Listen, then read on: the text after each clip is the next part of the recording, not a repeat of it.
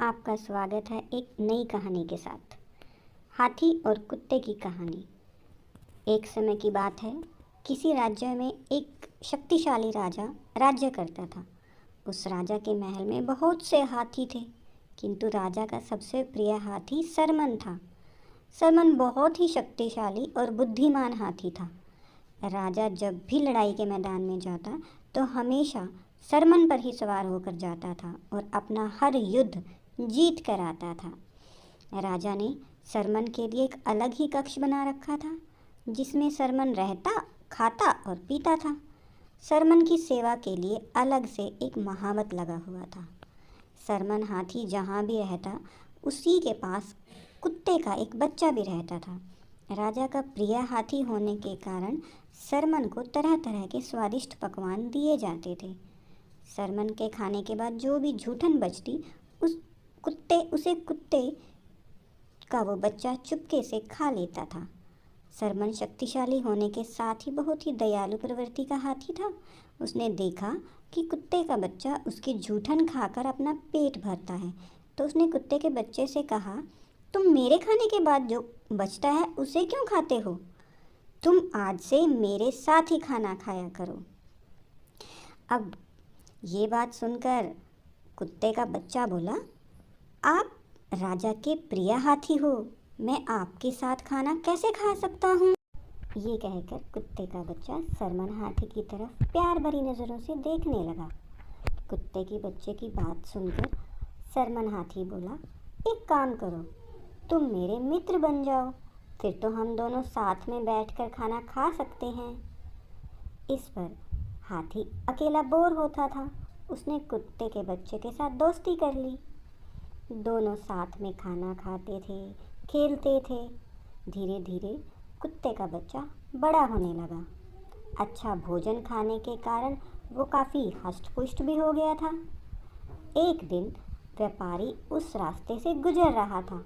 व्यापारी की नज़र उस कुत्ते पर पड़ी और उसने सोचा कि इतना हष्ट-पुष्ट कुत्ता मेरे घर की रखवाली के लिए अच्छा रहेगा। व्यापारी ने महावत को कुछ रुपए का लालच दिया। महावत का कुत्ते पर वैसे तो कोई अधिकार नहीं था, फिर भी पैसे के लालच में उसने व्यापारी को कुत्ता बेच दिया। व्यापारी कुत्ते को अपने साथ ले गया। उधर कुत्ता भी हाथी से बिछड़कर बहुत दुखी था। कुत्ते के जाने से सरमन हाथी भी उदास रहने लगा और उसने खाना पीना कम कर दिया था। धीरे धीरे हाथी कमज़ोर होने लगा। राजा ने जब अपने प्रिय हाथी की ऐसी हालत देखी तो बहुत चिंतित हुआ। उसने महावत से कहा कि इसके कमज़ोर होने का क्या कारण है। लेकिन अब महावत को भी कुछ पता नहीं था कि हाथी जो है दिन पर दिन कमज़ोर क्यों होता जा रहा है। अब महावत को कुछ जब समझ नहीं आया तो कि हाथी को हो क्या रहा है, तो उसने महाराज से माफ़ी मांगी। राजा ने राजवैद्य को बुलाया और पूछा, मेरे इस प्रिय हाथी को क्या हुआ है और ये दिन प्रतिदिन इतना कमज़ोर क्यों होता जा रहा है? राजवैद्य ने हाथी का अच्छे से परीक्षण किया और राजा को जवाब दिया, महाराज, हाथी किसी के वियोग से दुखी है, इसी कारण इसने खाना पीना छोड़ दिया है और ये कमज़ोर होने लगा है।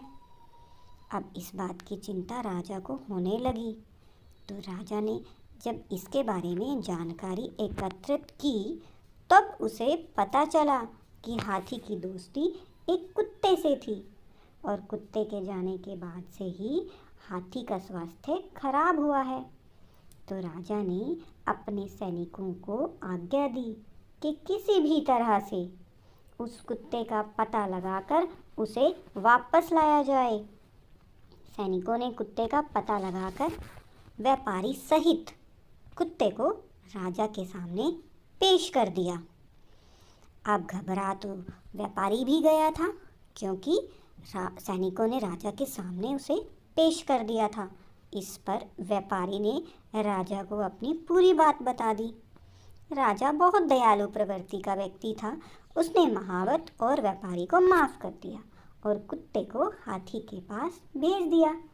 कुत्ते को देखते ही हाथी बहुत प्रसन्न हुआ और कुत्ते को अपनी सूंड में लपेटकर उसने अपनी पीठ पर बिठा लिया। हाथी से मिलकर कुत्ता भी फूला नहीं समा रहा था। कुत्ते के आते ही हाथी ने फिर से खाना खाना शुरू कर दिया और पहले की तरह हष्ट पुष्ट और स्वस्थ हो गया। तो इस कहानी से हमें क्या शिक्षा मिलती है?